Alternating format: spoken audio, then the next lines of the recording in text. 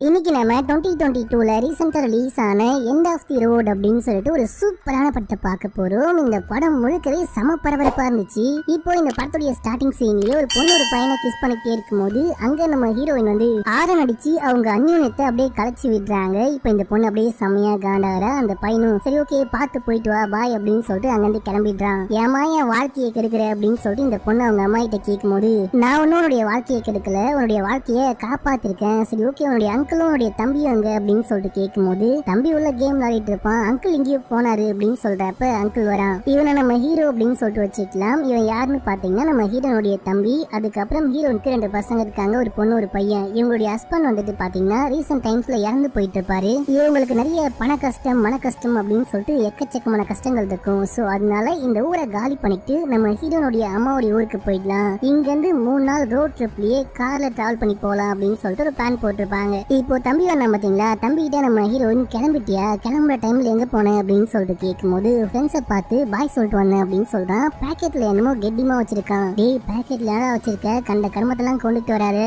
நம்ம வேற குழந்தைங்களை கூப்பிட்டுட்டு 3 நாள் ஹைவேல டிராவல் பண்ண போறோம், சுத்தி முத்தி பாலைவனம் மட்டும்தான் இருக்கும், மாட்டணும் அப்படின்னா அவ்வளவுதான், வாழ்க்கையே முடிஞ்சு போயிடும், எதுவா இருந்தாலும் யோசிச்சு பண்ணு, எந்த விஷயத்தையும் கொண்டுட்டு வராது அப்படின்னு சொல்லிட்டு போறாங்க. இவனுக்கு கஞ்சா பழக்கம் இருக்கும், பயங்கரமா கஞ்சா அடிச்சுட்டே இருப்பான். இப்ப அப்படியே நம்ம ஹீரோயின் வீட்டுக்குள்ள போயிட்டு பையனை பாடுறாங்க. பையன் பயங்கர சோகத்துல இருக்கான். தம்பி என்னப்பா கிளம்பிட்டியா, நம்ம கிளம்பலாமா அப்படின்னு சொல்லிட்டு கேட்கும் போது, அம்மா நான் அப்பாவை ரொம்ப மிஸ் பண்றாமா அப்படின்னு சொல்லிட்டு இந்த பையன் கலங்குறான். இதே டைம்ல வெளியவும் நம்ம ஹீரோனுடைய பொண்ணு அவங்க அப்பாவை நினைச்சு பயங்கரமா ஃபீல் பண்ணி பேசிட்டு இருக்கா. அதுவும் இல்லாம இங்க இருந்து போக இந்த பொண்ணுக்கு மனசே இல்ல. இந்த பொண்ணுக்கு இங்க ஒரு பாய் ஃப்ரெண்ட் இருந்தான் பாத்தீங்களா, அவனை வேற பிரிஞ்சு போறோம் அப்படின்னு சொல்லிட்டு பயங்கரமா ஃபீல் பண்ணி பேசிட்டு இருக்கும் போது, எல்லாமே நம்ம ஃபேமிலி நல்லதுக்காக தான், உங்க அம்மா எவ்வளவு கஷ்டப்படுற அப்படின்னு சொல்லிட்டு உங்களுக்கு நல்லாவே தெரியும். உங்க அப்பா இறந்து போனது அப்புறமா அவ ஒவ்வொரு நாளும் பயங்கரமா கஷ்டப்பட்டு இருக்கா. மன கஷ்டமா இருந்தாலும் சரி பண கஷ்டமா இருந்தாலும் சரி அவளுக்கு தான் ரொம்ப ஜாஸ்தியா இருக்கு. நம்ம தான் உங்க அம்மாக்கு ஆறுதலா இருக்கணும் அப்படின்னு சொல்லிட்டு இவனும் இந்த பொண்ணை பேசி சமாதானப்படுத்துறான். நம்ம ஹீரோனும் அந்த குட்டி பையன் கிட்ட பேசி அப்படியே வெளியே கூட்டிட்டு வராங்க. சரி ஓகே நம்ம கிளம்பலாம் அப்படின்னு சொல்லிட்டு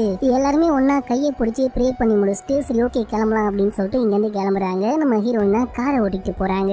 இப்ப அப்படியே நம்ம ஹீரோயின் ஒரு மிகப்பெரிய பாலைவனத்துக்குள்ள என்டர் ஆகுறாங்க. இதே டைம்ல இந்த பாலைவனத்துக்குள்ள ஒரு ஹெலிகாப்டர் பறந்து வருது. கீழே வந்துட்டு பாத்தீங்கன்னா கார்ல இருந்து 2 பேர் இறங்கி வெயிட் பண்ணிட்டு இருக்காங்க. இப்போ ஹெலிகாப்டர்ல வந்தவன் ஒரு பேக் கொடுத்துட்டு அங்கிருந்து கிளம்பி போயிடுறான். இப்போ இந்த தாடிக்காரன் பேக் முழுக்க பணமா இருக்கு, இந்த பணத்தை மட்டும் நம்ம கொண்டுட்டு போயிட்டு மிஸ்டர் கிராஸ் கிட்ட கொடுத்தோம் அப்படின்னா ரொம்ப ரொம்ப சந்தோஷப்படுவாரு, நமக்கும் ஒரு ஷேர் கொடுப்பாரு, வா இங்க இருந்து கிளம்பலாம் அப்படின்னு சொல்றப்ப அங்க இருக்கிற இன்னொருத்தன் நம்ம எதுக்கு எவ்வளவு பணத்தை கொண்டுட்டு போயிட்டு அந்த ஆள் கிட்ட கொடுக்கணும், நம்மளே அடிச்சிடக்கூடாது அப்படின்னு சொல்லிட்டு கேட்கும் போது, நீ பணத்தை அடிச்சேன்னு மட்டும் அந்த ஆளுக்கு தெரிஞ்சது அப்படின்னா உன்னை கண்டிப்பா வாழ விட மாட்டான், அதுவும் உன்னுடைய மரணம் பயங்கரமான கொடூரமா இருக்கும் அப்படின்னு சொல்றப்ப என்ன ஆனாலும் நான் பாத்துக்கிறேன்டா அப்படின்னு சொல்லிட்டு இவன் கண்ணை திட்டு போயிட்டு அவனை சுட்டு தள்ளி பேக் ஆட்டையை போடுறான். இப்ப அப்படியே எங்க சீன் கட்டாது. நம்ம ஹீரோயின் ஃபேமிலியை காமிக்கிறாங்க. இவங்க காரை ஓட்டிட்டு போயிட்டே இருக்கும்போது அங்க வந்துட்டு பாத்தீங்கன்னா ரோட்ல என்னமோ ஒரு ஒர்க் போயிட்டு இருக்கு, டேக் டைவர்ஷன், இந்த பக்கம் போக கூடாது அப்படின்னு சொல்லிட்டு வேற பாதையா திருப்பி அனுப்புறாங்க. டே இந்த பாதையில போக எனக்கு ஒழுங்கா வழி கூட தெரியாதுடா அப்படின்னு சொல்லிட்டு புலம்புறப்ப, அம்மா நீங்க ஒன்றும் கவலைப்படாதீங்க நான் மேப் போடுறேன் அப்படின்னு சொல்லிட்டு பொண்ணும் பையனும் சேர்ந்துட்டு மேப் போட்டுட்டு அப்படியே போயிட்டு இருக்காங்க. அப்படி போறப்ப ஒரு கேஸ் ஸ்டேஷன்ல ஃபியூல்லாம் ஃபில் பண்ணிட்டு நம்ம ஹீரோயின் உள்ள போயிட்டு பே பண்றாங்க. பே பண்ணிட்டு சாக்லேட் அது போல விஷயங்கள்லாம் வாங்கிட்டு காசு கொடுக்கும்போது, நீங்க இங்க ஸ்டே பண்ண போறீங்களா, இன்னைக்கு நைட் இங்க ஸ்டே பண்ண போறீங்களா அப்படின்னு சொல்லிட்டு அந்த கேஸ் கடைக்காரன் கேட்கும் போது, ஆமா நாங்க 3 நாள் ட்ரிப் பிளான் பண்ணிருக்கோம், போற வழியில் தான் ஸ்டே பண்ண போறோம் அப்படின்னு சொல்றப்ப, இந்த ஊர் பயங்கர மோசமான ஒரு பார்த்து ஸ்டே பண்ணுங்க அப்படின்னு சொல்லி வான் பண்ணி அனுப்புறாரு. நம்ம ஹீரோனும் இங்க சேஃப் இல்ல போல நம்ம கிளம்பிடலாம் அப்படின்னு சொல்லிட்டு அங்கிருந்து வெளியே வராங்க. இந்த டைம்ல நம்ம ஹீரோனுடைய பொண்ணு கெல்லி வெளியே நிற்கும் போது அந்த கேஸ் ஸ்டேஷன்ல இந்த 2 பசங்க இந்த பொண்ணு கிட்ட தப்பா ஒரு சிம்பிள் காமிக்கிறாங்க. இந்த பொண்ணு சரியான காண்டாயிட்டு நடுவரில் காமிச்சிட்டு போறா டேஷன் சொல்லிட்டு திட்டிட்டு அங்கிருந்து போயிடுறா. இப்போ இந்த பொண்ணு நடுவரில் காமிச்சிட்டு வந்தா பாத்தீங்களா, இதை பார்த்தோன்னே அந்த 2 பசங்களுக்கும் சரியான காண்டாயிடுச்சு. அவனுங்க சரியான போர்கி பசங்களா இருப்பானுங்க போல, அதிகம் தாண்டி வெள்ளையர்கள். இந்த சீன்ல அமெரிக்கால ரேசிசம் இன்னமும் எவ்வளவு பயங்கர கொடுமையா இருக்கு அப்படின்ற விஷயத்த பயங்கரமா காமிச்சிருப்பாங்க. இப்போ நம்ம ஹீரோனும் ஃபேமிலியும் ஜாலியா கார் ஓடிட்டு இந்த ட்ரிப்பை என்ஜாய் பண்ணிட்டு பாட்டுலாம் கேட்டுட்டு போயிட்டே இருக்கும்போது இந்த 2 பசங்களும் வண்டி எடுத்துட்டு வந்து இவங்களை முற்ற மாதிரி வராங்க, பயங்கரமா அட்டாக் பண்ற மாதிரி வராங்க, ஒரு மாதிரி கத்தி பயமுத்துறாங்க. இங்க நம்ம ஹீரோனுக்கா அல்ல கிளம்புது, யாரா நீங்க மென்டல் பைத்தியக்கார பயப்படலீங்களா அப்படின்னு சொல்லிட்டு பார்க்கும்போது, அம்மா நான் நம்ம பிரச்சனை, அவனுங்க வந்துட்டு தப்பா சிம்பிள் காமிச்சாங்க அப்படின்னு சொல்லிட்டு நானும் ஒரு வெள்ள காமிச்சேன், அதான் அவனுங்க கடுப்பாயிட்டானுங்க போல, அதையும் தாண்டி நம்ம பிளாக் பீப்புள்ஸ் அப்படின்னு சொல்லிட்டு பயங்கரமா கடுப்பேத்த பாக்குறாங்கம்மா அப்படின்னு சொல்றப்ப, சரி நீங்க ஒன்றும் கவலைப்படாதீங்க நான் பாத்துறேன் அப்படின்னு சொல்லிட்டு டே இங்க இருந்து போறான்னு கத்தும் போது இவனுங்களும் இந்த வண்டியை முட்டி தள்ளுற மாதிரி வந்து பயங்கரமா பிரச்சனை பண்ணிட்டு சில செல்மிஷ வேலைகள்லாம் பண்ணிட்டு காரை ஓட்டிட்டு போயிட்டு அப்படியே அந்த ரோட்டை பிளாக் பண்ற மாதிரி நிப்பாட்டுறாங்க. இங்க இந்த விஷயத்த பார்த்தோன்னே காருக்குள்ள இருக்க எல்லாருக்குமே அப்படியே அள்ளு கிளம்புது. என்னமோ பிளான் பண்ணிட்டானுங்க போல, வசமா வந்து மாட்டிக்கிட்டோம், இவனுங்க என்னமோ பண்ண போறானுங்க அப்படின்னு சொல்லிட்டு பயந்துகிட்டு இருக்கும் போது நம்ம அங்கிள் இருக்காங்க பாத்தீங்களா, நான் போயிட்டு பேசிட்டேன், அவனுங்க ஓவரா பண்றானுங்க அப்படின்னு சொல்லிட்டு இறங்க ட்ரை பண்றப்ப இங்க பாரு அவனுங்க பயங்கரமான ரேசிஸ்டா இருக்கானுங்க, நம்ம பிளாக் பீப்புள் அப்படின்னு நம்ம கிட்ட வம்பு பண்ண பாக்குறாங்க, நான் போயிட்டு அவனுங்க கிட்ட பேசி பாக்குறேன் அப்படின்னு சொல்லிட்டு ஹீரோயின் கிளம்பி போறாங்க. ஹீரோயின் போயிட்டு சாரி என்ன மன்னிச்சுக்கோங்க, எந்த ப்ராப்ளமா இருந்தாலும் எங்களை மன்னிச்சுக்கோங்க, ப்ளீஸ் வழி விடுங்க அப்படின்னு சொல்லிட்டு கேட்கும் போது இவனுங்க ஒரு மாதிரி நம்ம ஹீரோயின் கிட்ட வம்பு பண்ற மாதிரி தப்பு தப்பா பேசிட்டே இருக்காங்க. நாங்க என்ன பண்ணா வழி விடுவீங்க ப்ளீஸ் அப்படின்னு சொல்லிட்டு கெஞ்சி கேட்கும் போது எங்களை அசிங்கப்பட்டினதுக்கு சாரி சொல்லுங்க வழி விட்டுறோம் அப்படின்னு சொல்லும் போது சாரி மன்னிச்சுக்கோங்க, எல்லாத்துக்குமே நாங்க தான் காரணம் அப்படின்னு சொல்லிட்டு ஹீரோயின் மன்னிப்பு கேட்கறாங்க. இங்க பாரு ஒயிட் பீப்புள்ஸ், நாங்க வந்துட்டு வெள்ளைக்காரனுங்களை அசிங்கப்பட்டினதுக்கு சாரின்னு சொல்லிட்டு மன்னிப்பு கேளு, அப்பதான் அந்த மன்னிப்பை ஏத்துப்போம் அப்படின்னு சொல்றப்ப இங்க ஹீரோனுக்கு அப்படியே சரியான காண்டாவது. திரும்பி பாக்குறாங்க, ஏமா அப்படி ஒரு பெரிய பிரச்சனையை இழுத்து வச்சிருக்க அப்படின்னு சொல்லிட்டு வெள்ளைக்காரங்களை அசிங்கப்பட்டினதுக்கு ரொம்ப ரொம்ப சாரி அப்படின்னு சொல்லிட்டு மன்னிப்பு கேட்கறாங்க. இந்த பயம் இருக்கட்டும், இதுக்கப்புறம் கருப்பர்கள் வெள்ளையன் கிட்ட மோதவே கூடாது அப்படின்னு சொல்லிட்டு அவனுங்க வந்து கிளம்புறாங்க. இப்ப அப்படியே நம்ம ஹீரோனும் கிளம்புறாங்க. இப்ப அப்படியே எங்க சீனை கட் பண்ணா அன்னைக்கு நைட்டு இவங்க ரொம்ப தூரம் டிராவல் பண்ணி வந்துட்டாங்க அப்படின்னு சொல்லிட்டு போற வழியில ஒரு குட்டியா ஒரு மோட்டல் பாக்குறாங்க. சரி ஓகே இங்கேயே ஸ்டே பண்ணிட்டு போயிடலாம் அப்படின்னு சொல்லிட்டு அன்னைக்கு நைட்டு அந்த ஹோட்டல்லயே ஒரு ரூம் மட்டும் ஸ்டே பண்ண ஆரம்பிக்கிறாங்க. அப்போ இவங்க எல்லாருமே தூங்கிட்டே இருக்கும் போது பக்கத்து ரூம்ல வந்துட்டு பாத்தீங்கன்னா என்னமோ பயங்கரமா சத்தம் கேக்குது, யாரோ சண்டை போடுகிறாங்க போல, யாரோ யாரையோ போட்டு அடிக்கிறாங்க போல.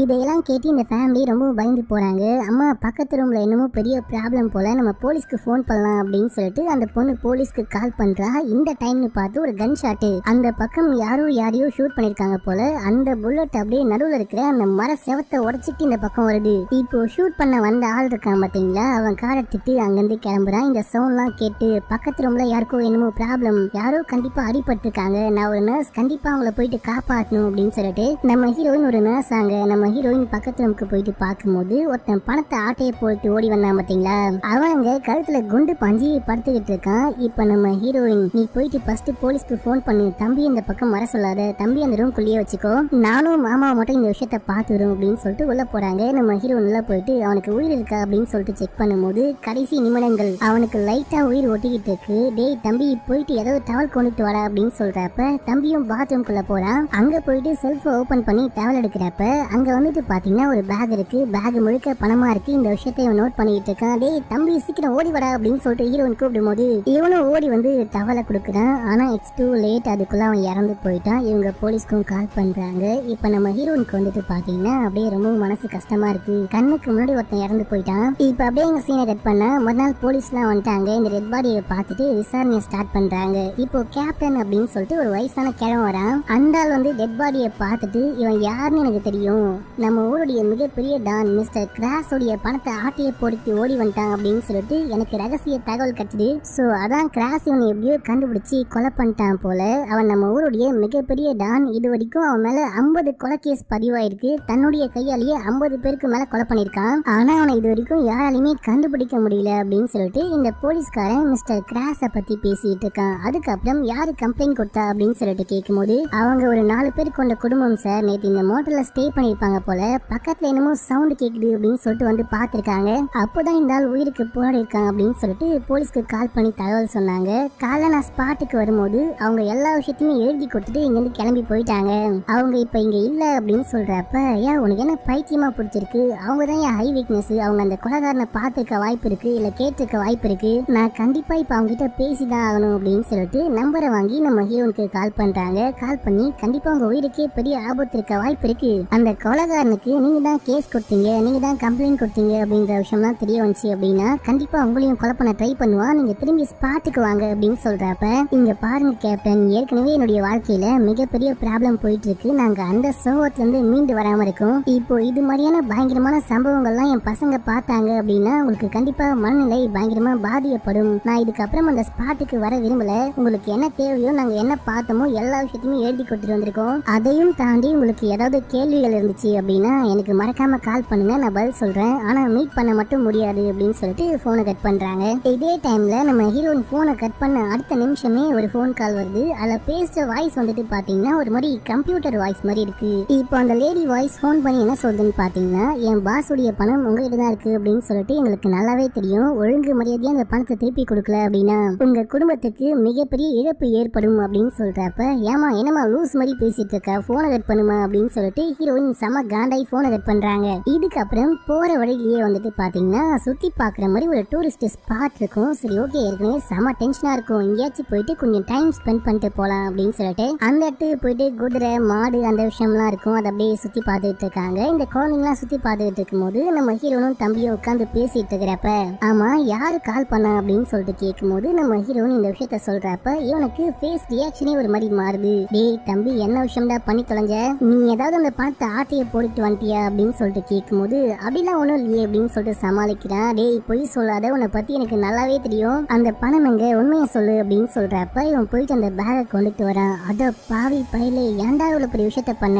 அநியாயமா இப்ப நம்ம ஃபேமிலியே மிகப்பெரிய ஆபத்துல மாட்டிக்கிட்டு இருக்கு அப்படின்னு சொல்றப்ப, எல்லாமே நம்ம குடும்பத்துக்காக தான், நம்ம குடும்பம் பணம் இல்லாம எவ்வளவு கஷ்டப்படுது அப்படின்னு சொல்லிட்டு எனக்கு நல்லாவே தெரியும். அதான் அந்த போதைப் பொருள் கடத்தல்காரன் இறந்து போயிட்டான் இல்லையா, இதுக்கப்புறம் அவனுக்கு எதுக்கு பணம், நமக்கு தான் தேவை பணம், அதான் ஆட்டையை போட்டுட்டு வந்தேன் அப்படின்னு சொல்றப்ப, இல்ல இந்த பணம் நமக்கு தேவை கிடையாது, இந்த பணத்தை திருப்பி கொடுத்துடலாம் அப்படின்னு சொல்லிட்டு நம்ம ஹீரோயின் போன் அடிச்சுட்டே இருக்கும். போன் அட்டன் பண்ணி நான் உங்க பணத்தை திருப்பி கொடுத்துடுறேன், ஆனா எங்க வரணும் எப்போ வரணும் அப்படின்னு சொல்லிட்டு நான் மறுபடியும் கால் பண்றேன் அப்படின்னு சொல்லிட்டு போனை கட் பண்றாங்க. போனை கட் பண்ணிட்டு இந்த பணத்தை புடுங்கிட்டு போயிட்டு பக்கத்துலயே ஒரு மோட்டல் இருக்கும், அங்க போயிட்டு ஒரு ரூமை புக் பண்றாங்க. அந்த ரூமை புக் பண்ணிட்டு மேல போறப்ப அங்க இருந்துட்டு ஒரு பொண்ணு பாக்குறா, யாரா இந்த லேடி பேக் எடுத்துட்டு மேல போறா அப்படின்னு சொல்லிட்டு. இப்ப அப்படியே நம்ம ஹீரோயின் மேல போயிட்டு அங்க இருக்க ரூமை ஓபன் பண்ணிட்டு உள்ள போறாங்க. உள்ள போயிட்டு செல்ஃப்ல இந்த பேக்கை வச்சுட்டு அவங்களுக்கு கால் பண்ணி, உங்க பேக் இங்கதான் இருக்கு, உங்க பணத்தை இந்த மோட்டல்ல இந்த ரூம்ல இந்த செல்ஃப்ல வச்சிருக்கேன், நீங்க வந்து எடுத்துக்கிட்டு போங்க, என் ஃபேமிலிக்கு எந்த ஆபத்தும் விளைவிச்சிடாதீங்க அப்படின்னு சொல்லிட்டு போனை கட் பண்ணிட்டு அங்கிருந்து கிளம்பிடுறாங்க. இப்ப அப்படியே நம்ம ஹீரோயின் இங்க இருந்து கிளம்பி அந்த டூரிஸ்ட் ஸ்பாட்டுக்கு போயிட்டு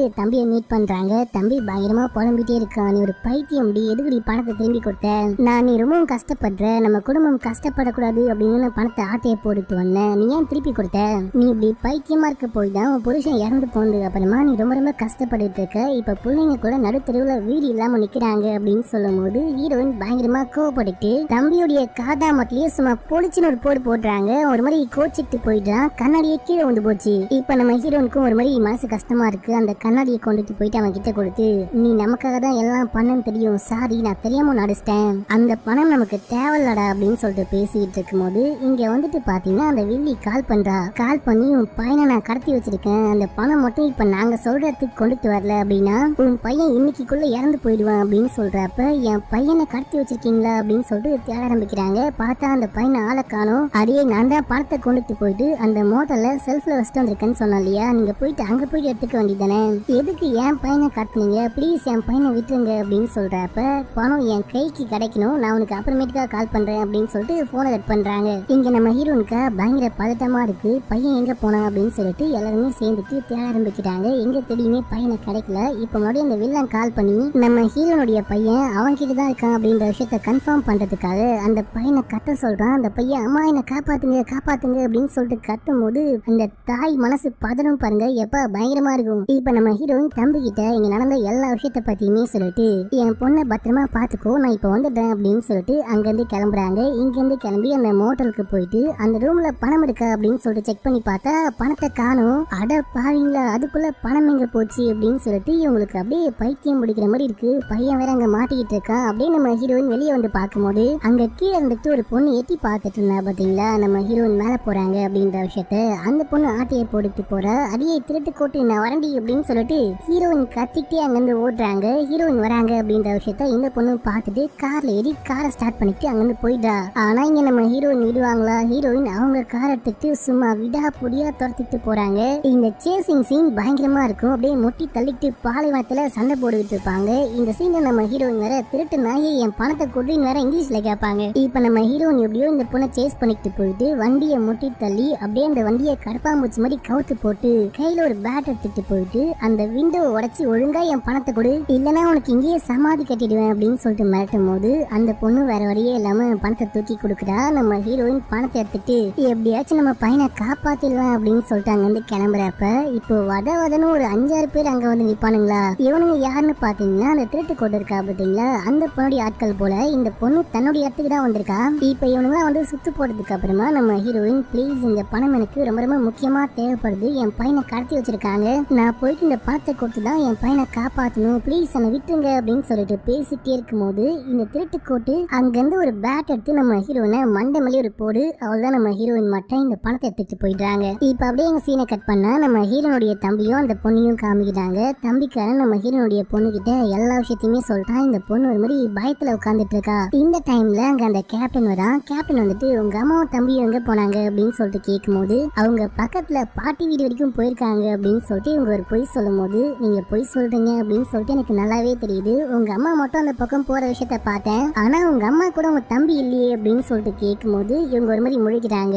இப்போ இந்த கேப்டன் வந்துட்டு பாத்தீங்கன்னா அந்த கிராஸ பத்தி சொல்ல ஆரம்பிக்கிறான். இந்த கிராஸ் அப்படின்றவன் இந்த ஊர்லயே மிகப்பெரிய டான் மாதிரி அவன் எக்கச்சக்கமான இல்லீகலான பிசினஸ் பண்றான். இது வரைக்கும் 50க்கும் மேற்பட்டவங்களை கொலை பண்ணிருக்கான். அவனுக்கு பணம் தான் முக்கியம். பணத்துக்காக யார வேணா என்ன வேணா பண்ணுவான். பயங்கர கொடூரமான சைக்கோ. இப்போ உங்க குடும்பம் கூட அந்த கிராஸ் கிட்ட மாட்டிட்டு படாத பாடுபடுது போல. என் உதவி உங்களுக்கு தேவைப்படுதா அப்படின்னு சொல்லிட்டு கேட்கும்போது அப்படிலாம் ஒன்றும் தேவையில்ல, எங்களுக்கு எதுவும் ப்ராப்ளம் இல்லை அப்படின்னு சொல்லிடுறாங்க. இந்த கேப்டனும் சரி ஓகே பாத்துக்கலாம் அப்படின்னு சொல்லிட்டு அங்கிருந்து கிளம்புறாரு. இப்போன்னு பார்த்து இந்த பொண்ணுக்கு ஒரு மாதிரி பயமா இருக்கு. சரி ஓகே இந்த ஆள்கிட்டயே போயிட்டு ஹெல்ப் கேட்கலாம் அப்படின்னு சொல்லிட்டு இந்த பொண்ணு ஓடி போயிட்டு கேப்டன் கேப்டன் எங்களுக்கு ஹெல்ப் பண்ணுங்க, என் தம்பியை கடத்திட்டு போயிட்டாங்க அப்படின்னு சொல்லிட்டு இவங்க எல்லா உண்மையுமே சொல்லும் போது சரி உங்க அம்மாக்கு கால் பண்ணி பாருங்க அப்படின்னா கால் பண்ணா போன் போகுது, அட்டன் பண்ண மாட்டாங்க. சரி ஓகே நீங்க 2 பேரும் சேர்ந்துட்டு என் வீட்டுக்கு வந்து ஸ்டே பண்ணுங்க, உங்க அம்மாவையும் தம்பியும் கண்டுபிடிச்சு கொடுக்க வேண்டியது என்னுடைய பொறுப்பு அப்படின்னு சொல்லிட்டு இவங்க அப்படியே இங்க இருந்து கிளம்புறாங்க. இப்ப அப்படியே எங்க சீனை கட் பண்ணி நம்ம ஹீரோனுக்கு என்ன விஷயம் ஆச்சு அப்படின்னு சொல்லிட்டு பார்த்தா அந்த பாலைவன பகுதியில நம்ம ஹீரோனை அப்படியே கட்டி போட்டு ஒரு ஓரமா படுக்க வச்சிருக்கானுங்க. இந்த டைம்ல இவனுங்க எல்லாருமே சேர்ந்துட்டு அன்னைக்கு நைட்டு பயங்கரமா குடிச்சு கூத்தடிச்சு பயங்கரமா பார்ட்டி பண்ணிட்டு இருக்காங்க. இந்த சவுண்ட கேட்டு ஹீரோயின் கண்ணை முடிச்சு இவங்களை கட்டி போட்டு வச்சிருப்பாங்க. பக்கத்துல பிளேடு மாதிரி என்னமோ இருக்கும். அதை தூக்கி அந்த கட்டெல்லாம் அவுத்துட்டு நம்ம ஹீரோன் அங்கிருந்து தப்பிச்சு போலாம் அப்படின்னு சொல்லிட்டு பாக்குறப்ப அங்கிருந்து ஒரு தடியை வந்து ஹீரோனை பிடிச்சிட்டான். பிடிச்சி அந்த கூட்டத்திட்ட கூட்டிட்டு போறப்ப ஹீரோயின் அப்படியே வெடியா சண்டை போட ஆரம்பிக்கிறாங்க. ஹீரோயினை பார்த்தா அப்படியே பச்சை குழந்தை மாதிரி தான் இருக்கும். ஆனா செம சூப்பரா சண்டை போடுவாங்க. அங்க இருக்கிற 2-3 பேர் அடிச்சு போட்டு அங்கிருந்து ஒரு கன் எடுத்து ஒருத்தனுடைய காலையே ஷூட் பண்ணிட்டு இந்த பணம் வந்துட்டு மிஸ்டர் கிராஸ்க்கு சொந்தமானது. இப்போ இந்த பணத்தை மட்டும் நீங்க ஆட்டையை போட்டீங்க அப்படின்ற விஷயம் மிஸ்டர் கிராஸ்க்கு தெரிஞ்சது அப்படின்னா உங்களை துண்டு துண்டா கிராஸா வெட்டி போட்டுருவான். ஒழுங்கா அந்த பணத்தை திருப்பி கொடுங்க அப்படின்னு சொல்லிட்டு கேட்கும்போது என்னது மிஸ்டர் கிராஸுக்கு சொந்தமான பணமா அப்படின்னு சொல்லிட்டு இவனுங்களுக்கே அள்ளு கிளம்புது. இப்ப இவனுங்க கையில அள்ளி வச்ச எல்லா பணத்தையுமே கொண்டுட்டு வந்து பேக்ல போட்டு எம்மா தாயே இந்த பணத்தை எடுத்துட்டு நீ கிளம்புமா, இந்த விஷயத்த பத்தி கிராஸ் கிட்ட எந்த விஷயத்தையுமே சொல்றாத, எங்களெல்லாம் மன்னிச்சு விட்டுருமா அப்படின்னு சொல்லிட்டு இவனுங்க மன்னிப்பு கேட்கிறாங்க. நம்ம ஹீரோனும் வேக வேகமா கார் எடுத்துட்டு இங்க இருந்து கிளம்புறாங்க. கிளம்புறப்ப நம்ம ஹீரோனுடைய பொண்ணு கெல்லி இருக்கா பாத்தீங்களா, அந்த பொண்ணு அந்த மோட்டர்ல இருக்கும்போது ஒரு வாய்ஸ் மெசேஜ் பண்ணிருப்பா, அம்மா இந்த மோட்டர்ல தான் நாங்க இருக்கோம் அப்படின்னு சொல்லிட்டு நம்ம ஹீரோனும் இங்க இருந்து கிளம்பி அந்த மோட்டலுக்கு போறாங்க. இதே டைம்ல அந்த கேப்டன் இவங்க 2 பேருமே கூப்பிட்டு வீட்டுக்கு போனாங்க பாத்தீங்களா. வீட்டுக்கு போயிட்டு பார்த்தா இந்த ஆளுடைய வைஃப் வந்து அப்படியே வெல்கம் பண்றாங்க. இதே டைம்ல எனக்கு ஒரு கை கொடுங்க, பின்னாடி ஒரு ஒயிட்டான பொருள் இருக்கு அப்படின்னு சொல்லிட்டு பின்னாடி போயிட்டு பார்த்தா அங்கதான் அந்த குட்டி பையன் இருக்கான். இவன் தான் அந்த குட்டி பையனை கடத்தி வச்சிருக்கான். இவன் தான் அந்த கிராஸ் போல. அட படுபாய் பயலே, அநியாயமா நீ தான் என் தம்பியை கடத்தி வச்சியா, எல்லாத்துக்குமே நீ தான் காரணமா, நீ தான் கிராஸா அப்படின்னு சொல்லிட்டு கேட்கும்போது இவனும் ஆமான்னு ஒத்துக்குறான். இந்த டைம்னு பார்த்து அந்த கிழவி உள்ள இருந்து ஒரு கண்ணை திட்டு வந்து இவங்களை மிரட்டி அப்படியே 3 பேருமே உள்ள கூட்டிட்டு போயிட்டு கட்டி போட்டு வைக்கிறாங்க. இப்போ ஒரு குட்டி பிளாஷ்பேக், இந்த ஆள் எப்படி உள்ள வந்தான் அப்படின்னு சொல்லிட்டு இந்த ஆள் வந்துட்டு பாத்தீங்கன்னா அந்த திருட்டு பையன்கள் தான் பணம் இருக்கு, அவன் தான் அந்த தாடிக்காரனை கொலை பண்ணிட்டு பணத்தை ஆட்டையை போட்டுட்டு போயிட்டான் அப்படின்ற விஷயம் இந்த கிராஸ்க்கு தெரிய வந்திருக்கு. இவன் எப்படி கரெக்டா அவனை கண்டுபிடிச்சான்னு பாத்தீங்கன்னா அவன் ஓட்டிட்டு வந்த கார்ல ஒரு ட்ராக்கிங் டிவைஸை செட் பண்ணி வச்சிருப்பான் போல.